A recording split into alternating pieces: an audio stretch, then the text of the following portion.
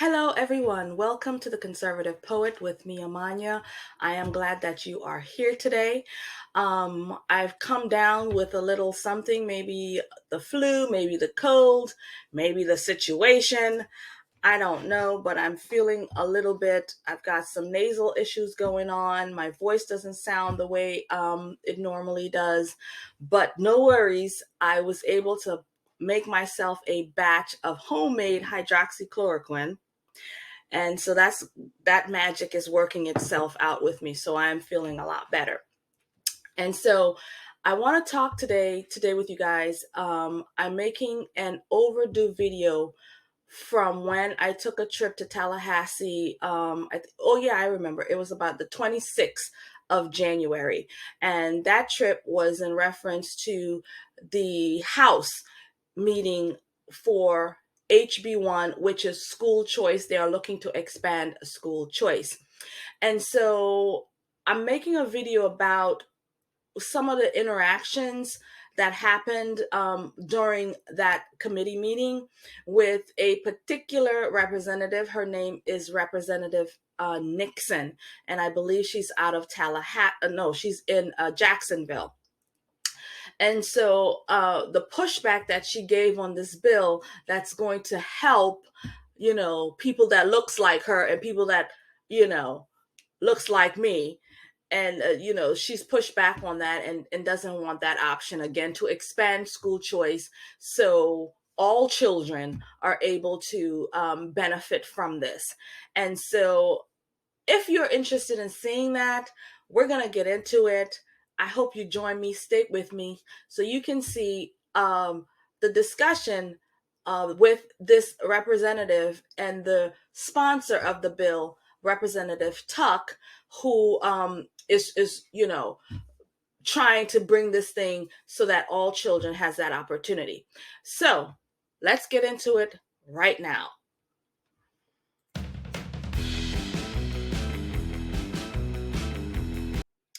So I'm going to pull this footage from the Florida House of Representatives, myflorida.gov. And I'm going to stop it, comment, and as we go through with it.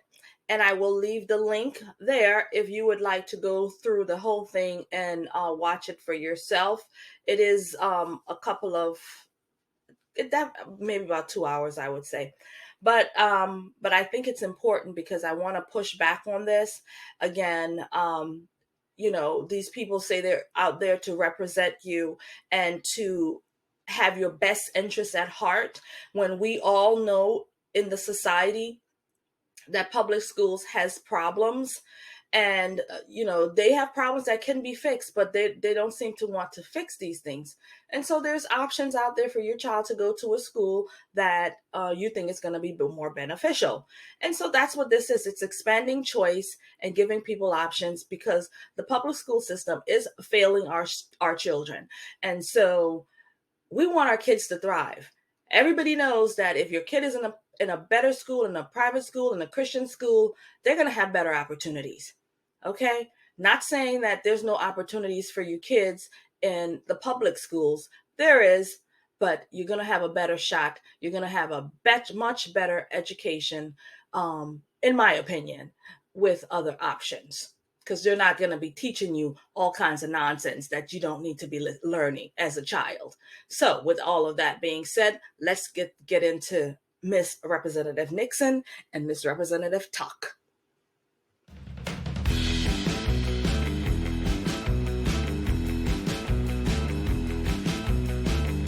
Acceleration options. Before I turn the gavel over to Vice Chair Coster, I want to remind members of the committee and the public that our meeting is scheduled for 2 hours.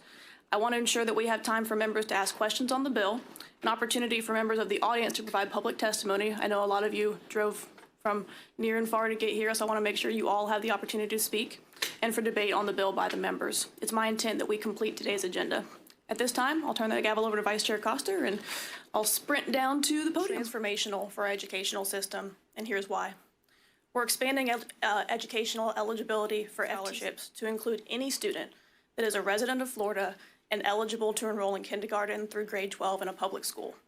We're expanding authorized uses for FTC and FES EO funds to provide parents with more options, such as purchasing instructional materials and private tutoring. And my personal favorite, the bill increases the number of eligible students with disabilities served by the FES UA scholarship so that we can meaningfully commit to eliminating that wait list. Members, I hope you'll join me in making history today and continuing to keep Florida at the forefront of education choice. Today, we will keep parents in the driver's seat, and today, we will fund students, not systems. Thank you, Madam Chair. Thank you. So do I have any members' questions on the bill? Nixon, you're recognized for a question. Thank you, Madam Chair. Hi, Madam Chair. I have a series of questions as well, and so I will start off with. Here we go. Are all the state scholarships moving under this bill? Are all the state scholarships going to be moving under the family empowerment umbrella? You're recognized. Thank you, Madam Chair, and thank you for the question. We will still have the FTC and the FES. It keeps freezing. Come on. You're recognized for another question. Can you trace the money for me? Well, actually, let's start this way. Why is there a change on page 5? Can you explain to me why you all struck out the income requirements? You're recognized. Thank you, Madam Chair, and thank you for the question. The point of the bill is to expand eligibility for every student, regardless of background, regardless of income status. We want to make sure that every student has the opportunity to have a customized education. You're recognized. Thank you, Madam Chair. And so with that, does that also mean that millionaires could possibly take part in this scholarship? Or, yeah. You're recognized. Thank you, Madam Chair, and thank you for the question. Potentially, yes. We're not looking at income status at all. You're recognized. Thank you, Madam Chair. Can you talk a little bit more about the ESAs, the savings accounts? Can you explain how that works for me? You're recognized. Thank you, Madam Chair, and thank you for the question. The ESA is going to work as an education or empowerment savings account for the students. So the FEFP that each student would get as a public school student is going to be allocated to them in an ESA to use as they choose. Now, it could be used towards private school tuition. It could be used towards homeschooling education within the parameters and authorized uses. And it'll be used however the parent chooses within the parameters of the statute. You're recognized. Thank you, Madam Chair. And so with the ESAs, how much are allowed to go in, how much are going to be in the ESA accounts? You're recognized. Thank you, Madam Chair, and thank you for the question. So the FEFP is based on each district. The average is about, I think our last average was about 7740, but it varies by district. You're recognized. Okay. Thank you, Madam Chair. Based on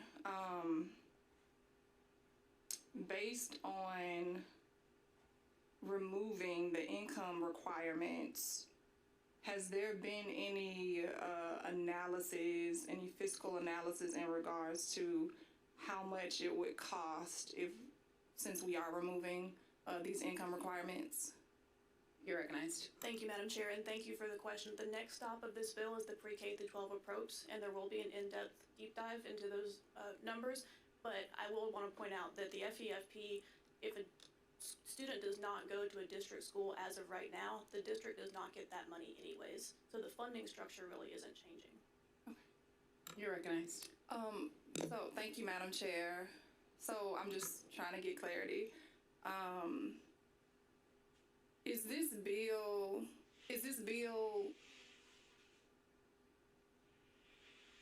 based on any other bills across the country or anything? Is there any, have we seen this before? And if so, can you talk to me about maybe like A product, friends, of the public school. I'm just saying. I'm just saying. A product of the public school. I know I have my own issues communicating sometimes, and I do use a lot of ums, as y'all know. But this girl is a representative, and she should be able to clearly execute what it is that she's trying to communicate. I'm just saying. But we're gonna move on with her, and it keeps freezing. I don't know what to do about that. I'll maybe in the editing of the video I'll figure something out, but it keeps freezing and it's annoying me. All right, let's move on. Let's put her back on. And yeah. I just pulled her Nixon off, right? Like how they've been affected fiscally, so that I can get clarity on us. You're recognized. Thank you, Madam Chair, and thank you for the question. Florida has been participating in choice for 25 years, and we've consistently been moving the needle on our choice options, and we've seen amazing results because of it. I can't speak to what other states are doing in terms of their fiscal, but I'm happy to get you that information if we can find it. Thank you, Madam Chair. So I know that, let's go a little deeper into the bill, particularly as it relates to,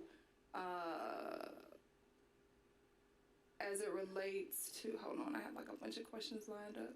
As it relates to the ESA accounts and allowing folks to use those accounts for curriculum. Can you explain, will the curriculum, if folks use ESA accounts for curriculum from the internet and that type of stuff, will it violate things like HB 7 or any of the bills that we passed within these past 2 years? You're recognized. Thank you, Madam Chair, and thank you for the question. It will not. Curriculum is defined in the education statute, and it's a defined term. You're recognized. I'm going to ask, if we have a couple other members that want questions to you, and I want to make sure, but if you have like a series that is related, keep going, but if you're at a transition point, then I'm going to recognize another member and then come back to you. Okay, that's fine. You're back up. Representative Nixon, you're recognized. All right. Thank you, Madam Chair. Okay. Let's go.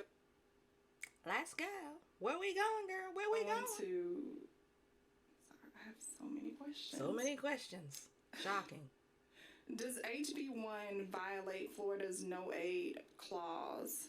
Staff analysis are stating that it doesn't, but it clearly allows for public money to be transferred to religious schools. Religious schools. You got problems with Jesus? Thank you, Madam Chair, and thank you for the question. It does not. It only allows parents to choose the school that works best for their child. You're recognized. Okay.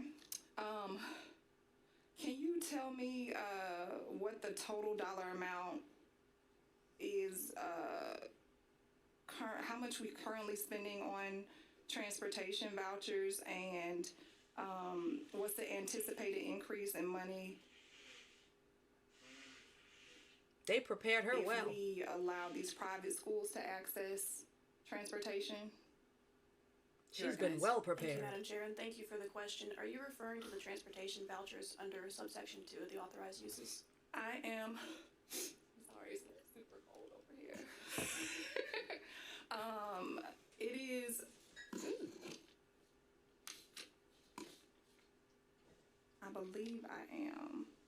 I know that you all open it up for allowing private schools to be allowed to access transportation to go to other private schools, correct?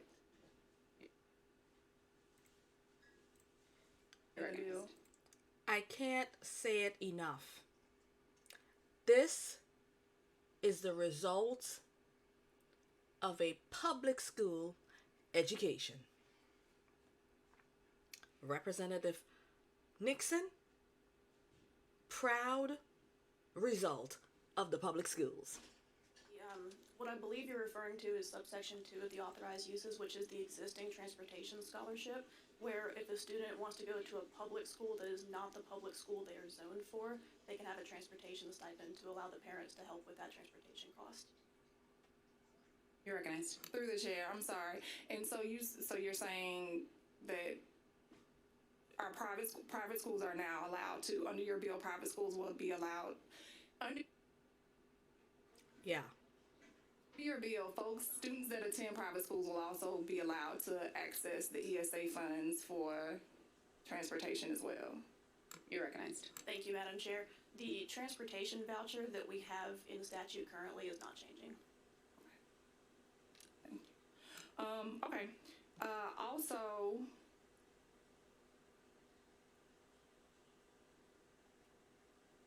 so going back to the instructional materials, I know you stated that they can't be discriminatory and things like that. They can't violate things. Who is actually overseeing curriculum for folks that are using digital materials, particularly for kids like that are homeschooled and that type of thing?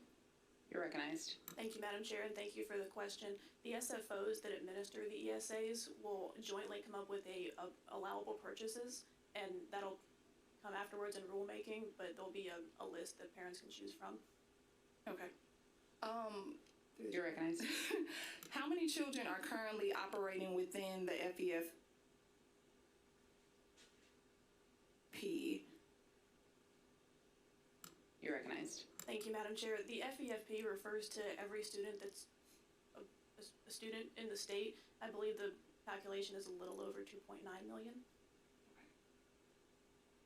Recognized. How many children are going to now be eligible for FEFP funding through these vouchers?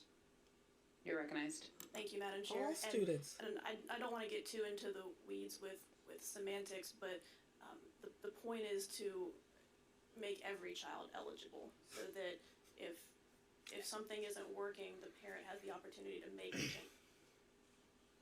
Every child. Just Every necessary so student. that child gets the best education. Don't matter You're what. recognized. Just your child. Okay. So with this new funding, walk me through it, break it down to me, right? So with this new funding, if there are no income restrictions for Anybody. people that are attending private schools, and they'll eventually be able to access the ESAs, the savings accounts, correct? That's right. And then if they are roughly about $7,000, right? How are we going to I don't know. be able, where is this money coming from, right? Like how is this going to affect public schools? You're recognized. Thank you, Madam Chair, and thank you for the question. This will not affect public schools. The FEFP is money that is a per student allocation. If the district is not teaching a child, the district doesn't get paid for that child. So if a child chooses to go to a private school, the district is not responsible, but the district is also not getting paid. But that works as it is right now.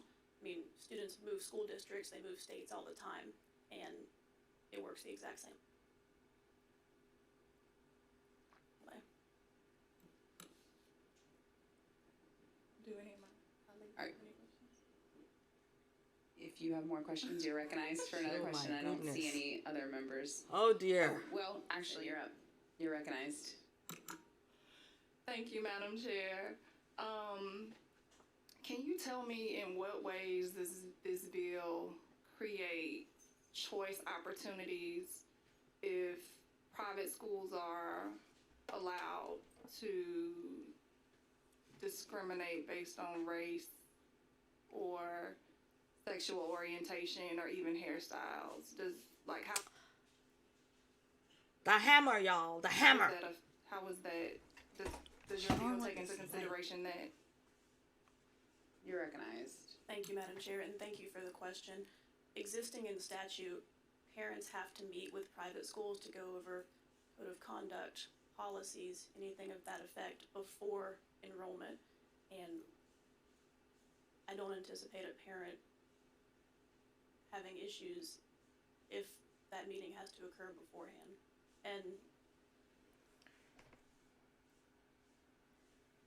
parents have ultimately been satisfied with their public school choice, but if it's not working for them, the purpose of this bill is to allow parents to make that move resourcefully if they need to.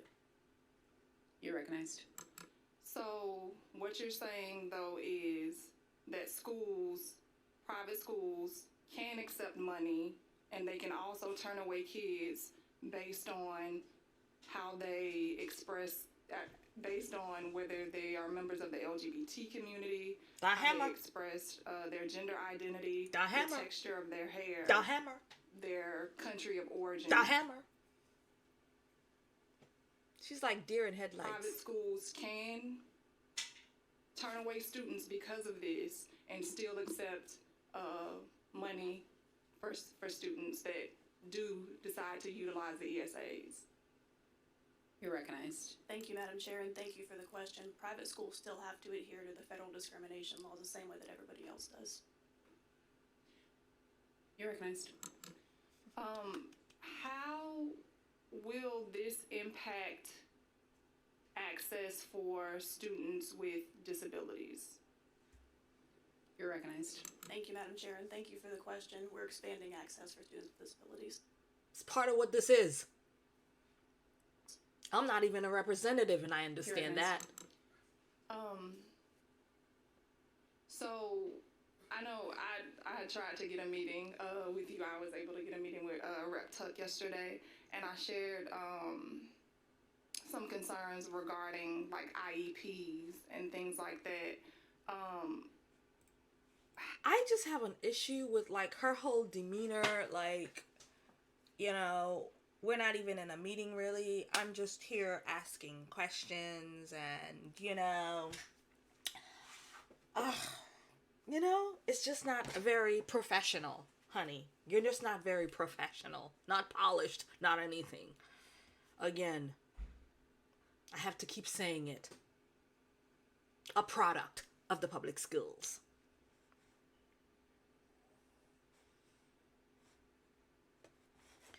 Let's continue with her. How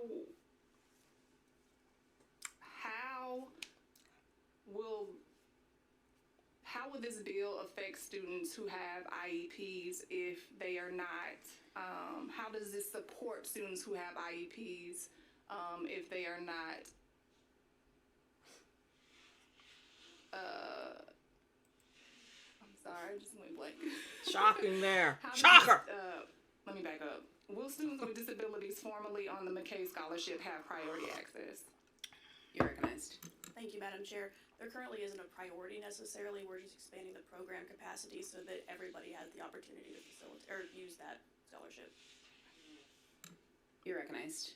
How can, thank you, Madam Chair, how can taxpayers know that they are getting a return on their investment? Because I know with the assessments, they're only required to do the norm referencing,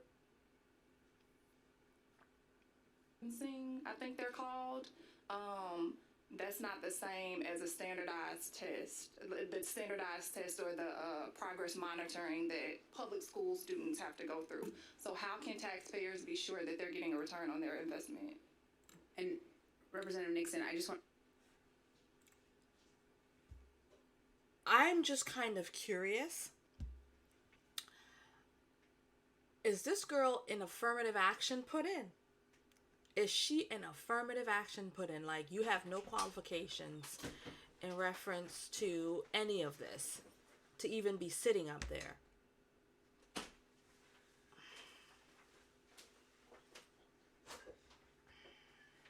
Listen, you're up. You're recognized. Thank you, Madam Chair. Can you tell me in what ways this bill creates choice opportunities if private schools are allowed to discriminate based on race or sexual orientation or even hairstyles? The hammer, y'all. The hammer. How is that? Does your bill take into consideration that? You're recognized. Thank you, Madam Chair, and thank you for the question. Existing in statute, parents have to meet with private schools to go over code of conduct, policies, anything of that effect before enrollment. And I don't anticipate a parent having issues if that meeting has to occur beforehand. And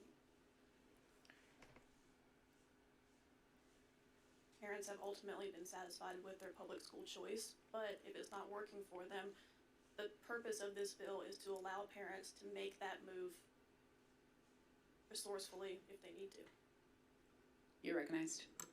So what you're saying though is that schools, private schools, can accept money, and they can also turn away kids based on how they express, based on whether they are members of the LGBT community, how they express their gender identity, the texture of their hair, their country of origin. She's like deer in headlights. Private schools can turn away students because of this and still accept money for students that do decide to utilize the ESAs. You're recognized. Thank you, Madam Chair, and thank you for the question. Private schools still have to adhere to the federal discrimination laws the same way that everybody else does. You're recognized. How will this impact access for students with disabilities? You're recognized. Thank you, Madam Chair, and thank you for the question. We're expanding access for students with disabilities. It's part of what this is. I'm not even a representative, and I understand that. So I know I tried to get a meeting with you. I was able to get a meeting with Rep. Tuck yesterday, and I shared some concerns regarding like IEPs and things like that. I just have an issue with like her whole demeanor, like, you know, we're not even in a meeting really. I'm just here asking questions and, you know, it's just not very professional, honey. You're just not very professional, not polished, not anything. Again, I have to keep saying it. A product of the public schools.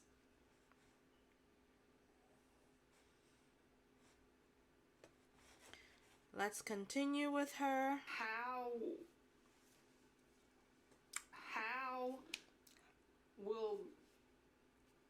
will this bill affect students who have IEPs if they are not? How does this support students who have IEPs if they are not? I'm sorry, I just went blank. Shocking there. Shocker. Let me back up. Will students with disabilities formerly on the McKay Scholarship have priority access? You're recognized. Thank you, Madam Chair. There currently isn't a priority necessarily. We're just expanding the program capacity so that everybody has the opportunity to facilitate or use that scholarship. You're recognized. How can, thank you, Madam Chair, how can taxpayers know that they are getting a return on their investment? Because I know with the assessments, they're only required to do the norm referencing, I think they're called. That's not the same as a standardized test. The standardized test or the progress monitoring that public school students have to go through. So how can taxpayers be sure that they're getting a return on their investment? And I would like to know what is her background, and I'm gonna dive into that at some point. We're probably gonna do that just to understand who this person is, where she's come from, what qualifies her, you know, to even be put in. And I know the people elect. I know that, but my whole thing is, you know, where did her education come from? What is her background? What are you contributing here? Because it doesn't seem to me that COVID, y'all, it's come for me. It doesn't seem to me that she's contributing anything good here. Her questions just it's getting us nowhere. And this is how we felt in the room. So this is my second, I'm sitting through this again. I was in the room there. And now I'm listening to this again, and I'm just like the same feelings I had in the room. Girl, what are your credentials? Again, a product of the public schools.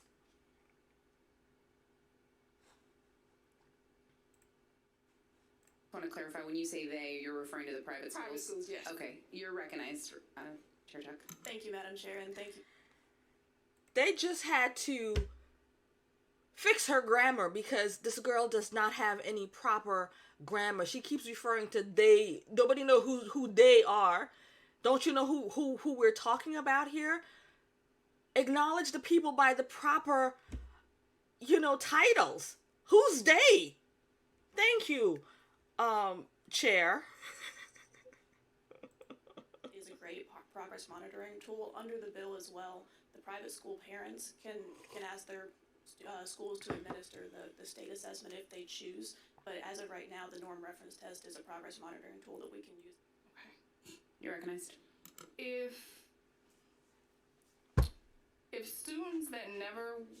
What about students that never went to public schools? So if the intent of the bill is to give public schools parents other options, then can students that never went to public school, why are we allowing them the opportunity to receive a voucher?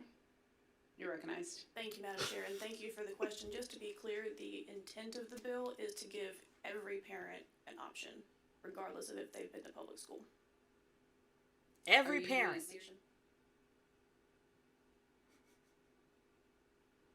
Representative Nixon, do you have additional questions? No? Okay. Okay, members, it looks like we are done with questions. We're going to move into amendments. We do have 6 amendments. We're going to just take them up one at a time. Representative Nixon, you're recognized to explain amendment barcode 844345. This amendment just simply caps income for families who are making $1 million to be eligible for this program. I just don't think we should be subsidizing millionaires or billionaires or trillionaires. That's it. That's my amendment.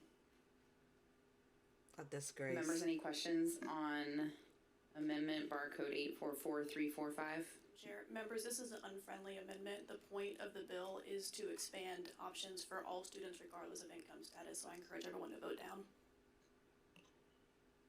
Any additional debate on this amendment? Representative Nixon, you're recognized to close on your amendment. So, in Arizona, they passed a similar bill.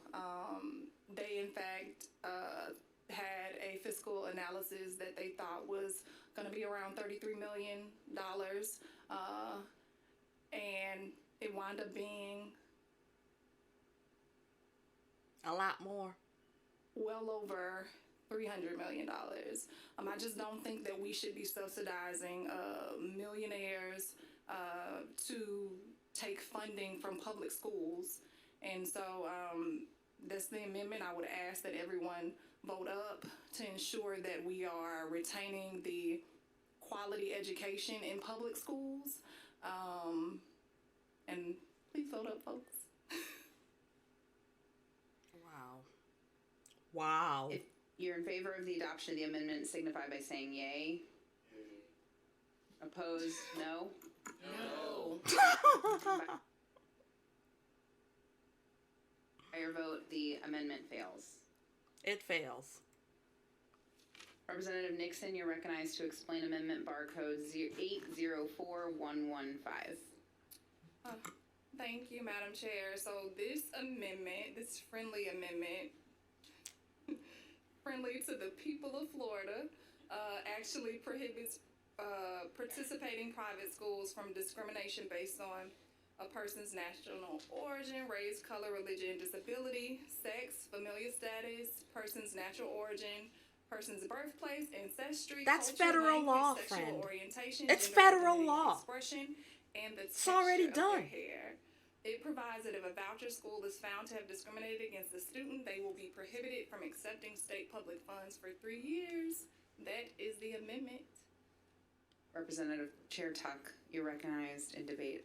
Thank you, Madam Chair. The private schools already have to comply with federal discrimination laws, so this is an unfriendly amendment. I encourage everybody to vote down. Members, any additional debate?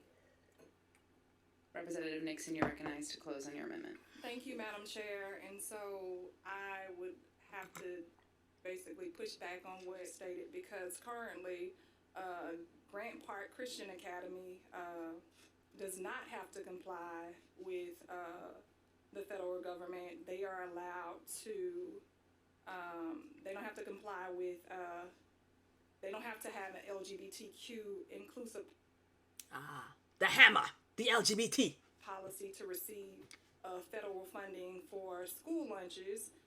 They stated that it goes against their religious principles.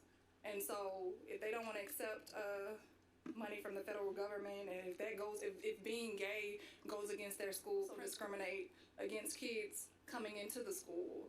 Not only that, but there are other instances and examples where schools across the state, private schools across the state, have discriminated against The folks LGBT. and kids because of their learning disabilities, stating that they would not take kids if they had Asperger's syndrome and things like that. So how are we allowing public dollars to go to schools that specifically say they can't accept kids because of this real choice? And so, and also, you know, I have natural hair, as you all see, and there are quite a few private schools in the state that have discriminated against students related to their natural hair, making them change the way in which they wear their hair. And so that's why I'm asking my colleagues to vote for this amendment, because public schools cannot get away with that type of thing. And so please vote up, folks. Thank you. Signify by saying yay. Opposition? No. No. It By your fails. vote, the amendment fails. Representative Nixon, you're recognized to explain Again? amendment barcode. And members, that concludes public testimony. We are now in debate, and I believe we've got some folks in debate. Representative Nixon, you are recognized in debate. Thank you, Madam Chair. Arizona, which is the state where this bill has already passed, their budget committee originally estimated it would cost $33 million to the state. Within months, they had to revise that cost estimation, and I just wanted to interrupt Representative Nixon real quick. You know, I find it interesting that she has a problem with the numbers and the money. But I doubt she has any problems with what's going on outside of this, with all of the money, all of the American tax dollars that's going to Ukraine to support their war that no American has any vested interest in. But here we are fighting to expand education for children, but she's got a problem with that, but has no problem with sending billions and billions of dollars, taxpayer dollars, to Ukraine. Just wanted to throw that in. increased upwards to $300 million. And that was just in the first quarter. Likely, it's being told that it'll be $500 million over the first school year. That's 1,500% increase over the projections that they originally stated. Some folks estimate that this bill, HB 1, is going to cost us between $4 to $6 billion after 4 years. I am simply trying to find out where this money is coming from. Folks are saying that they don't know the cost of the bill because they're unsure how many folks will sign up. But we know that's not true. They can just look to Arizona and what happened there. 1,500% increase. With these amount of cuts, because they really are cuts to public funds, And now with us paying for homeschools, districts won't be able to keep up quality magnet programs and things like that, and also let alone work with schools that are struggling. The census showed us that children under the age of 18 they make up 20% of the population in Florida. This equates to about 4 million people. Currently, the FEFP supports 2.9-ish million students. I'm trying again to figure out where this money comes from to fund another 1 million students through the taxpayer money. This bill proposes basically an unfettered expansion of choice without the priority of children with disabilities or economic need. It blatantly allows for openly cherry-picking students. It's constitutionally questionable, and we could have addressed that with the amendments that I proposed earlier. Yet we're asking taxpayers to shell out hundreds of millions of dollars for private entities than we have ever been willing to spend on public schools and students in public schools.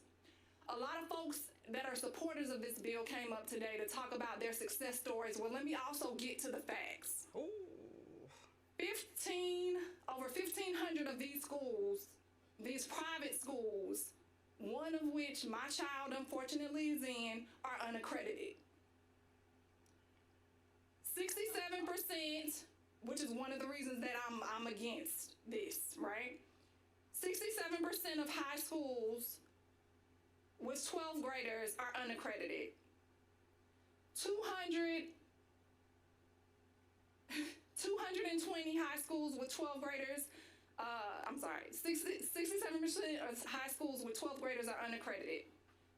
Also, 35% of students who use a voucher, they only use it for a year, which will be my son. 58% of students use a voucher for 2 years. Students who return to public schools, who have to return to public schools, consistently perform worse on the FSA than their peers with similar demographics who never left public schools. I have no problem with choice. I have a problem with the fact that this is coming from public school students. This is affecting public school students. There is no parity. The teachers at private schools do not have to be certified. We're making sure that the teachers in public schools have to be certified. We're putting our public school students through rigorous testing, and we're not doing the same for these private schools, and they're coming back to our public schools, and our public schools are massively underfunded. This bill is not about choice. This bill is about the defunding of public education as we know it. And when we defund public education, we usher kids into the school to prison pipeline. I understand. Do you? Why many people are supporting this bill. Because it's more profitable to arrest our students and to put them in prison than it is to actually educate them. So I'm asking my colleagues today to vote down on this bill and to save public education for all of our kids and their kids and their kids. Thank you.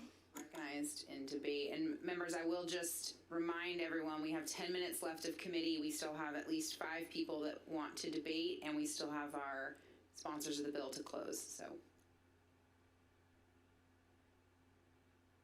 Thank you, Madam Chair, and thank you, Representative Tuck, for bringing this good bill. This bill represents the main reason I decided to serve in the House, to transform our education system, to provide equal opportunity to all students, and to empower parents to make the best decisions for their families. And this bill does exactly that. We are going to fund students and not systems. We are going to expand on educational freedoms and improve outcomes. And I just want to thank the speaker for leading on this bold reform.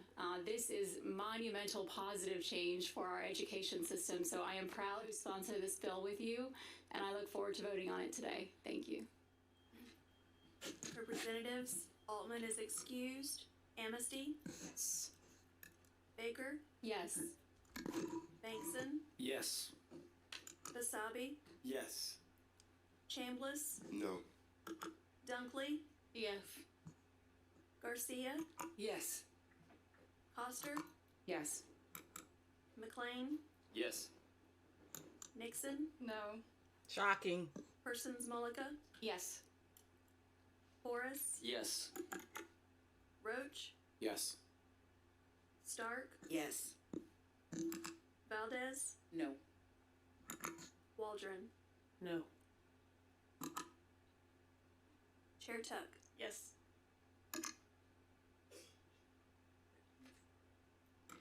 13 yeas, 4 nays. Members, by your vote, report this bill favorably. Congratulations. Thank you.